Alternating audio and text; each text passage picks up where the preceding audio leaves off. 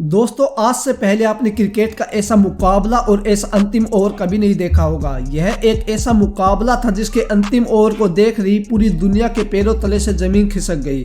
अंतिम 6 गेंद पर ईशान किशन ने वो कारनामा कर दिखाया जिसकी उम्मीद ना तो हार्दिक पांड्या को थी और ना खुद ईशान किशन को। इस मुकाबले में ईशान किशन का वो तूफान देखने को मिला जिसने पूरी श्रीलंकाई टीम को घुटनों के बल ला दिया।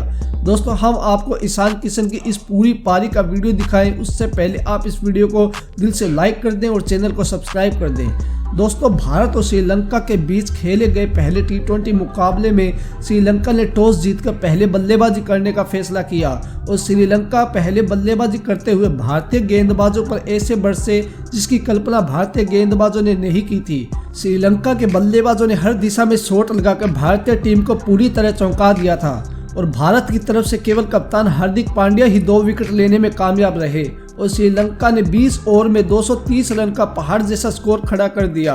अब इस मुकाबले को जीत पाना भारत के लिए बेहद ही मुश्किल था। दोस्तों इस लक्ष्य का पीछा करने उतरी भारतीय टीम की सलामी जोड़ी पहले 2 ओवर में कुछ खास कमाल नहीं कर पाती है और तीसरे ओवर की दूसरी गेंद पर शुभमन गिल सस्ते में निपट जाते हैं। दोस्तों नंबर 3 पर बल्लेबाजी करने आए संजू सैमसन और दोस्तों संजू सैमसन का नंबर 3 पर आना ईशान किशन के साथ साथ श्रीलंका के लिए भी एक सरप्राइज था।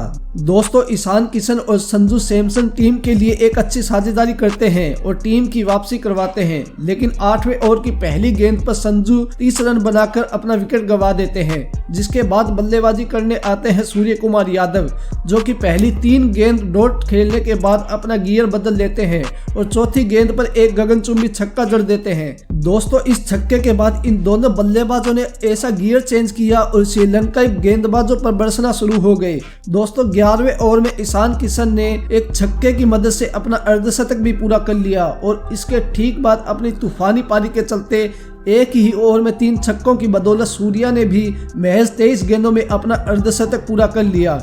लेकिन दोस्तों 15वें ओवर में सूर्या भी LBW आउट हो जाते हैं, जिसके बाद रोमांच से भरे इस मुकाबले में यह कह पाना मुश्किल था कि कौन जीतेगा और कौन हारेगा। दोस्तों सूर्या के बाद बल्लेबाजी करने आते हैं कप्तान हार्दिक पांड्या और ईशान किशन भारत को जीत दिलाने की पूरी जिम्मेदारी अपने कंधों पर लेते हुए आक्रामक बल्लेबाजी करना शुरू कर देते हैं और 17वें ओवर में ईशान किशन हसरंगा की बॉल पर एक शानदार चौके की मदद से अपना शतक भी पूरा कर लेते हैं। दोस्तों अब भारत को आखिरी 3 ओवर में 42 रन की दरकार थी।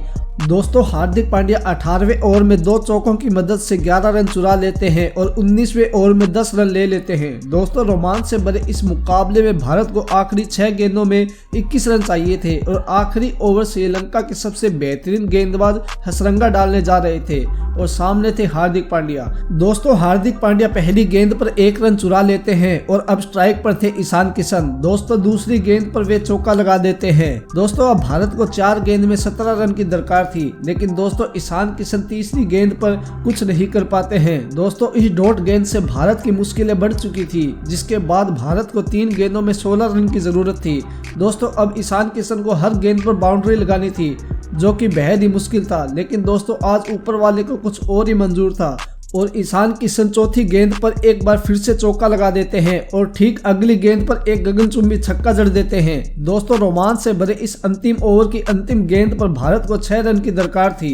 दोस्तों ग्राउंड में बैठे भारत और श्रीलंका के फैंस अपनी टीम को जिताने के लिए दुआ कर रहे थे और दोस्तों ईशान किशन ने आखिरी गेंद पर एक चमत्कारी छक्का लगाकर भारत को जिता दिया। इस रोमांच से भरे मुकाबले ने रोमांच की सारी हदें पार कर दी। अगर आप भी ईशान किशन को एक बेहतरीन बल्लेबाज मानते हैं तो कमेंट में जरूर बताएं।